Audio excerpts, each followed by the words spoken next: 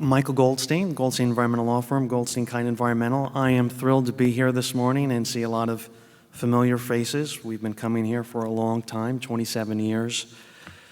Last week, Bruce Springsteen released his 21st studio album, Only the Strong Survive.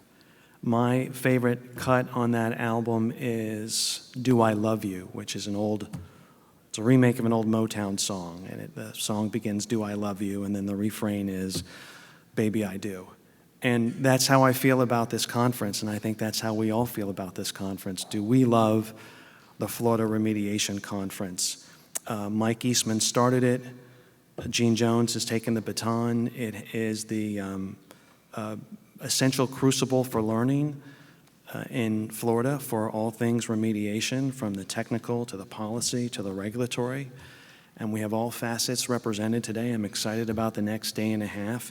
And I'm really excited about this first session. I feel that I'm standing here among giants in the industry. We have three very important perspectives represented at the federal level, at the local level, and at the industry level. And there could not be a more timely compilation of issues that are going to be addressed over the next 90 minutes. We start with what is likely the most talked about and timely issue in environmental redevelopment and environmental regulation in Florida. We see it on the brownfields redevelopment side, and that is reuse of former agricultural sites. How are they assessed? How are they cleaned up? What are the chemicals of concern? No one in the state of Florida is doing more to set policy and establish technical best management practices than Wilbur Mayorga, who is the chief of the Environmental Monitoring and Restoration Division of the Miami-Dade County DERM. And he's going to lead off our panel with a discussion on agricultural residuals at former ag sites.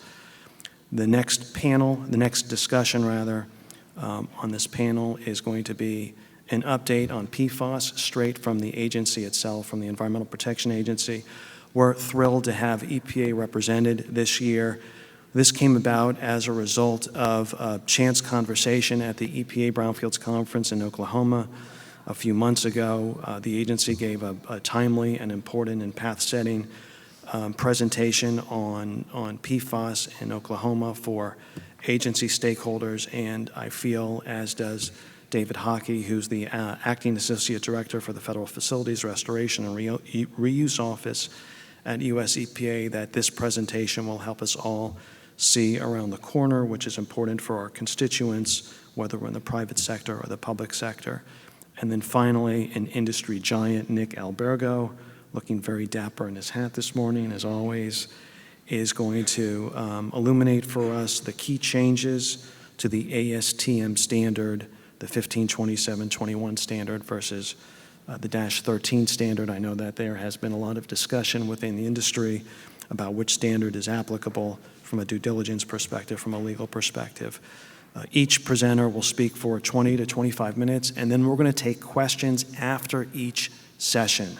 So as not to lose the chain of thought that anyone might have for that particular presentation.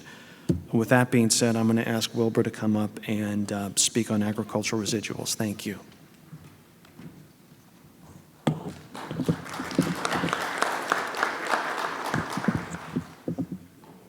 Thank you, Michael.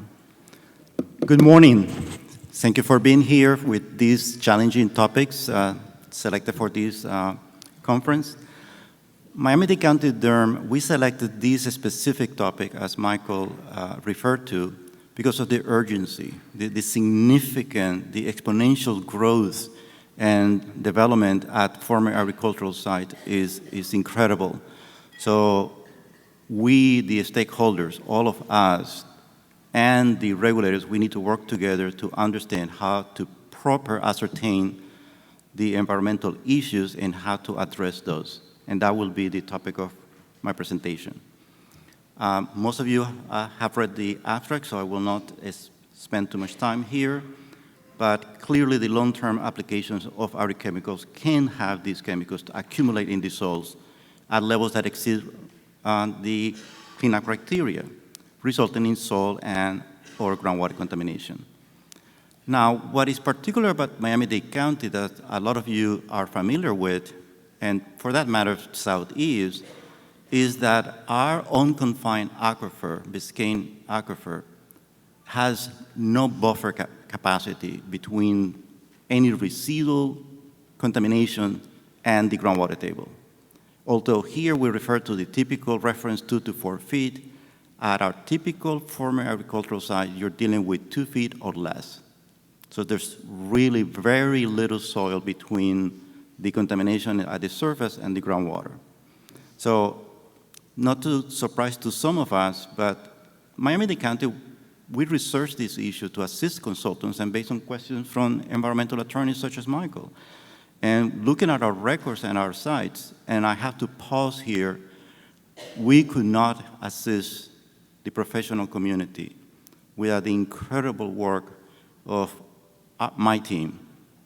The hours that they had to spend to mine this data is just unbelievable. Rightly so, a lot of you ask us, all the information that all the consultants submit to you, what is telling you in reference to certain topics. So that's why we did this research. Arsenic was identified as the primary chemical of concerns for direct exposure, while chromium represented the primary chemical of concerns with respect to leachability. And we have arsenic and the nitrate-nitrite predominant in the groundwater. We're going to give you very specific information that is going to be useful for your evaluation of your site. Oh, sorry. So the objective of this presentation is to provide the resources for the stakeholders, all of you, to evaluate former agricultural sites that have transitioned from non-agricultural land use classifications to assist in identifying what are those chemicals of concerns. So the typical questions that we receive early on discussing these cases with you is, are there environmental concerns associated with these former agricultural sites that needs to be addressed? And my colleague is going to speak about the ASTM phase 1, and that's the typical starting point. You have a client, you need to understand what are the current and historical land uses, what are the potential concerns with those current and historical land uses. Is a level 2 necessary? Do we need to conduct soil and groundwater assessment?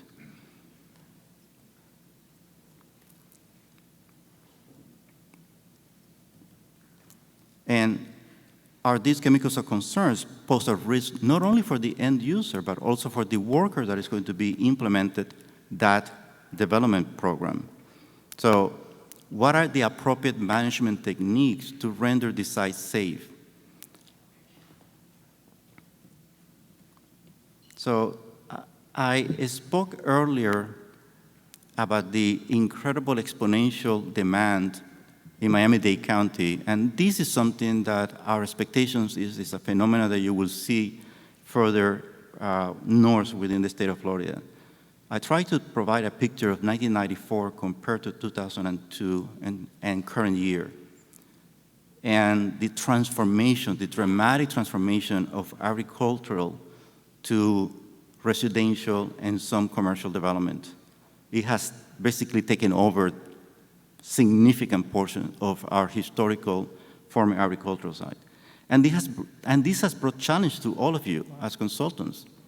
You have developed the effort to assist your clients, the developers, to understand through an ASTM phase 1 and phase 2, what are those environmental issues that are required to be addressed as part of the development.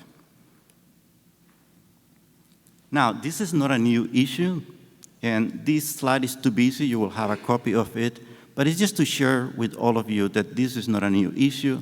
There's global peer-reviewed journals. There's a national recognition of these environmental concerns. So I just wanted to bring that. But perhaps more important, I want to address one issue that sometimes I get some questions from some of the entities. Why this matters, why this is so important that Miami-Dade County DERM has dedicated so much resources to it. And I couldn't find a better example than this one.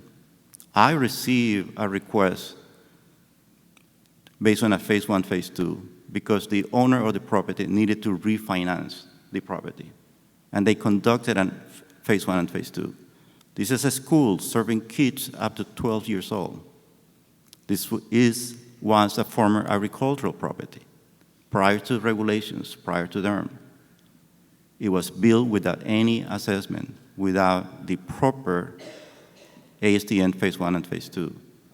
And we found concentrations up to 94 milligram per kilogram in the soil, in the playground area that you see the picture there. Parents had to be notified, teachers had to be notified, the area had to be excluded, and a source removal was conducted. That's why this matters. That's why we have to take the appropriate steps. Now, the focus of this presentation is to assist with a fundamental question that we received from some of you, and perhaps a lot of you. What are the chemicals of concerns? Can you reduce the chemicals of concern that are typically referred by EPA, FDEP, or ourselves? And what does the data says? And a principle that we have instilled in every staff in Miami-Dade County DERM is we listen to the data. And I have a quote here that I really value: without data, you're just another person with an opinion. We try to present data to you. So what did we do? We had 62 former agricultural sites that have gone through assessment for development. We mine all the data to look at the soil and the groundwater concentrations against not only the cleanup criteria or guidance, but also, as appropriate, against background concentrations. And then we identified the chemicals of concerns based on the frequency of detection. Yeah, okay, thank you.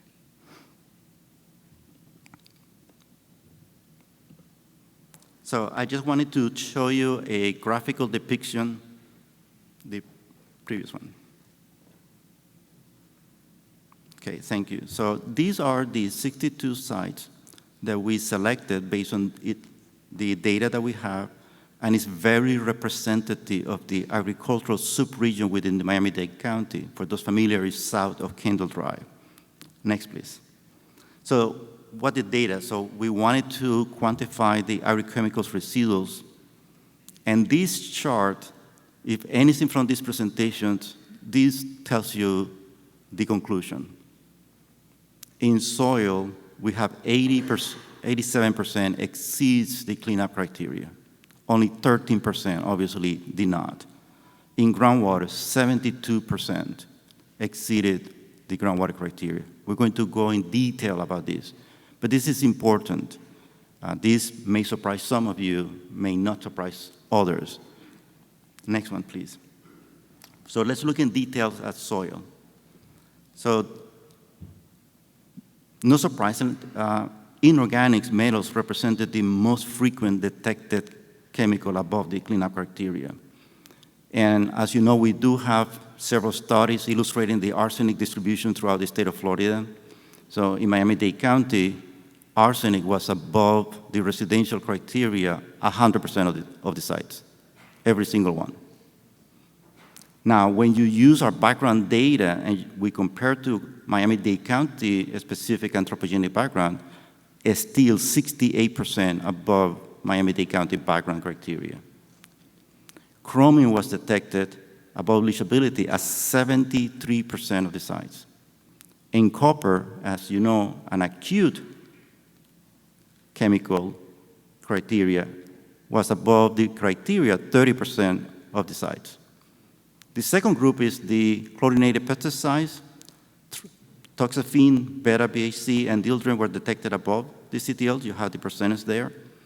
And dieldrin was above the leachability at 26% of those sites. Next one, please. We also wanted to share with you the data distributions in addition to the percent of the sites with a very strong qualifier, because this information can easily be misleading. So just to give you an example, if you see copper, we look at 2,679 results. The maximum concentration, 6,120 versus 600, the criteria based on acute. So when you look at the mean, the median, and even the 95% use yield, that is well below the 600, you may think that the data is relatively good. However, what these, looking at this data from central tendency point of view misses is that the data from former agricultural side is non-homogeneous. And we're going to illustrate this with specific examples. So what you have is sub-areas where you have the problem. Or, the case of copper, it reflects a specific chemical utilization based on crop, avocado. So if we dissected this more, the percents will be even greater. So the contaminants of concerns in the soil in Miami-Dade County DERM, we have divided in two groups. Those above the 15% frequency of detection, those were arsenic, chromium, and copper, and the pesticides, the organochloride pesticides. And the group B, between 10 to 15%, manganese and lead. Those are the chemicals that we identify based on this research. Next one, please. Now, the focus of our research was former agricultural, but we also know that you have some specific sub-areas of former agriculturals with ancillary activities that they need to be studied very specific for those. So we look for agrichemicals based on these ancillary activities at 25 sites. And we found concentrations above the criteria at 28% of those sites. No surprise, based on the picture that I'm showing as an example, petroleum chemicals of concerns were identified as the primary chemicals above the criteria. So clearly, when you're doing your phase one, you need to evaluate those ancillary activities and have a separate OU to ascertain the soil and the groundwater quality. Now we're going to evaluate the groundwater in more details. So this is a picture to your left that identifies the former agricultural sites with documented groundwater contaminations and those without contamination.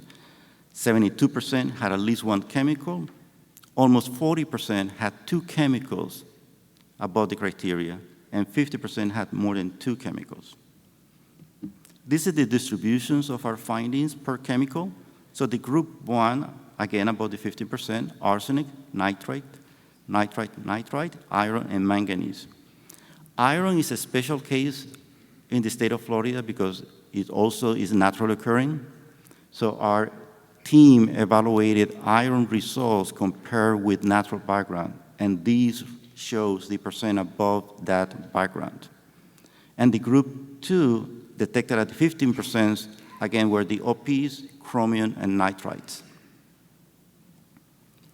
Again, we wanted to share the data distributions with the same caveat that these data has to be used with caution because of the non-homogeneous distributions of these chemicals at former agricultural sites. So arsenic, for example, we look at 1,561 samples, the maximum at 390. And nitrate, which is the chemical of concern, you can see there are concentrations in the ppm up to 120 parts per million of nitrates. So it's very significant. And we have dieldrin also in the groundwater. Now, what we did that I really was looking forward to share with you is we did a more deep evaluation of the data from these former agricultural sites. So we compare it to our county background monitoring wells, 29 of those. And something that I would like to share with you, we don't have the time, but when you have an opportunity, look at our webpage. We collected more than about 543 monitoring wells throughout the county, and we sampled for inorganics, and we sampled for nutrients and others. So we were able to utilize this data set to compare with the results of these 60 or so former agricultural sites, and the comparison is quite telling. The bar to your left, the blue, is the former agricultural. The orange-brown is the ambient water quality monitoring from Miami-Dade County, and the light blue is the synoptic one-time event sample that we did from 500 plus monitoring wells throughout the county. The figures to your left illustrate the locations of the 61 sites, former agricultures that we evaluated. The middle indicates the locations of the background routine Miami-Dade County groundwater quality monitoring wells. And finally, the last one shows you the location of the 543 monitoring wells that we sampled throughout the county. And you can see, just to choose one, the nitrate, the significant difference between the nitrate and the other two groups from former agriculturals to compare to the other two databases. But because the 543 samples were county-wide, we wanted to have a closer look at the same area of these 61 sites. So we extracted the sites from the county-wide groundwater monitoring sample results and compare at the same spatial distribution, and still the difference was quite obvious.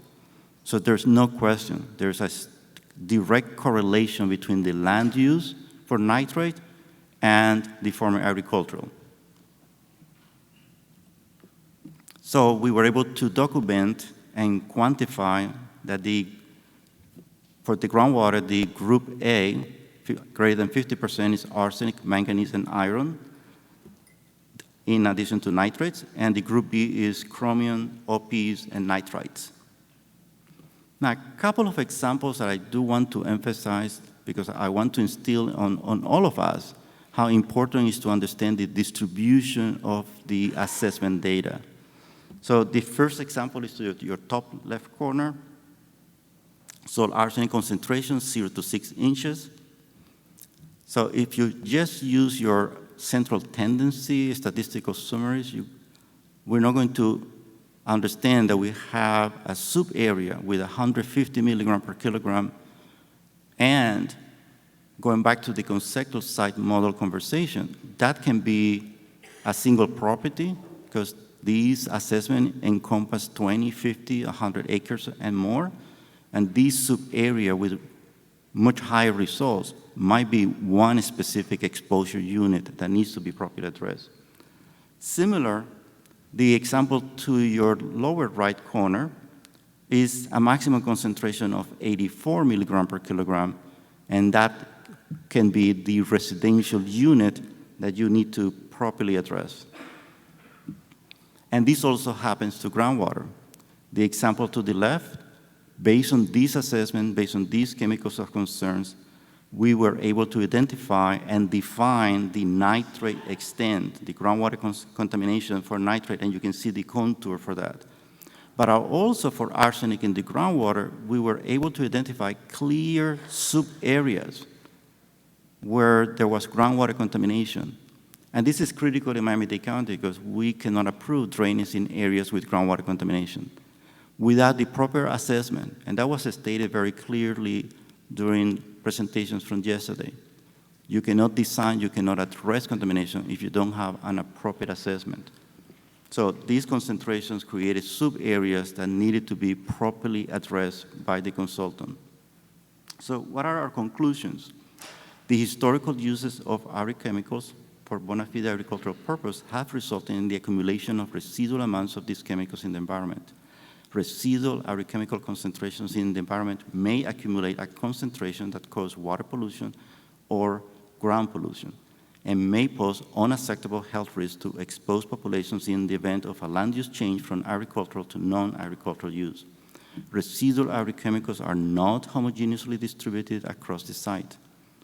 Overall soil and groundwater quality at former ag sites are not consistent with background concentrations and are indicative of non-point source pollution. Former agricultural land uses that are transitioning to non-agricultural uses must be properly assessed to ensure that any residual contamination is adequately addressed to ensure the health and safety of the end user. That's a message that I would like to share with all of you, and I know you also share that same goal. And this is where I want to use this as a moment where we all take this message and we work together. I want to ask all the environmental professionals, I want to ask Florida Department of Environmental Protection, local programs, and Miami-Dade County DERM to work together so we develop the tools, the methodologies. We develop a comprehensive set of procedures so former agricultural sites are properly addressed. If you take a step back and you ask different areas within the county how these are assessed, you're going to find very different answers. So I'm asking all of us to develop those procedures. So I wanted to leave you with that thought. And I want to thank you for your attention early this morning, and I truly appreciate your questions and comments, and feel free to contact us. You have my email address, so if you want to follow up with specific cases, questions, or suggestions, please feel free. We welcome your suggestions. Thank you so much.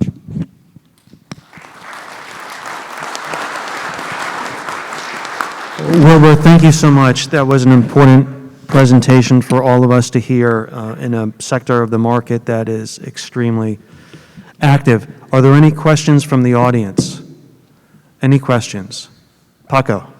Yeah. Oh, thank you. Thank you, Wilbur, and your team. That was a very nice presentation. What kind of engineering controls would you require on a site if the only impact is high nitrate in the groundwater, especially for the stormwater management system of the development, and would any existing receiving water concentrations come into play in that decision making? Thank you. So, and by the way, before I answer the questions, I want to thank Michael Goldstein for his critical help with the transition of the slides. Very truly appreciated. And now, unfortunately, the first participant with the questions, I think it took all the time for the question that we had with his multiple part questions. So let me address the first part of the 4 element questions. Mm-hmm. So, and I meant to go there, it's just that the time is so limited. One of the fundamental questions when I have meetings with environmental attorneys and consultants for one of these development sites in Miami-Dade County, one is, what is your development, residential versus commercial? It's critical. That needs to be defined the earliest. Of course, as Michael knows, every meeting I ask, please involve us earlier. So, number 2, is your client comfortable with no further action with conditions, or they pursuing non-condition? That's a fundamental question. And unfortunately, I have staff here that we send letters after letters asking for those fundamental decisions and no answers. Question number 3, and that answers your first part question. What is your current elevation? What is your final elevation to meet flood criteria, etc.? Because in Miami-Dade County, most of the time, the engineer control is provided by the net infill that results from the need to meet the flood elevation criteria. Why this is even more important from someone like all of you environmental consultants trying to make a proposal to a client that is cost-effective?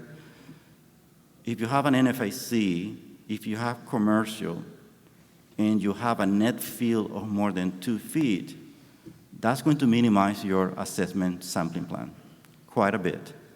And I will urge you to have meetings earlier with the regulators, so that is, you have the buy-in at that moment, because then you have a much more different targeted assessment. The second part is the stormwater system, and that's a very good question, particularly for Miami-Dade County. I stated before, the groundwater assessment at this site is critical for ensuring no private drinking water wells, no irrigation wells, no off-site migration to innocent adjacent property owners, etc. But it tends to be the critical path, the bottleneck for development construction plans. Stormwater drainage plans in Miami-Dade County cannot be approved if it's going to recharge over contaminated groundwater or disperse the groundwater plume. The experience, that's all I can share to answer that portion of your question, is that Most of the times we're able to utilize traditional stormwater systems, i.e. French drainage systems, stormwater lakes. There are some sites that has proven to be a challenge, particularly dealing with nitrate in the groundwater.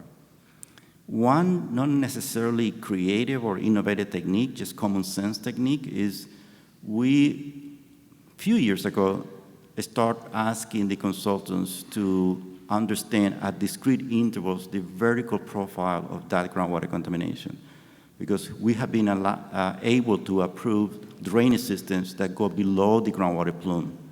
That requires discrete analysis. Once you determine that, you basically simply have to line the upper portion that the flux of the stormwater goes through contaminated groundwater, avoid that, and then recharge underneath that. It has been effective. So that's one of the elements. On a few occasions, we deal with potential interaction between groundwater and surface water.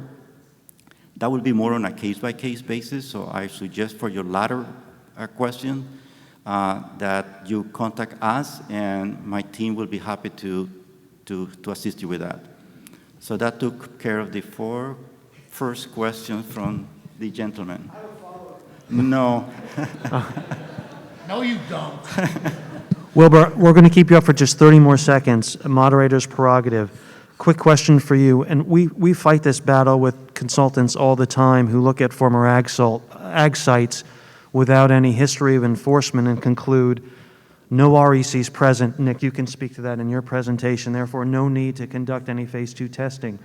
What happens when a project comes to your office, Wilbur, for review, whether it's in connection with stormwater drainage or otherwise, on a former ag site without any phase 2 testing and a phase 1 that concludes no phase 2 testing is required because no RECs are present?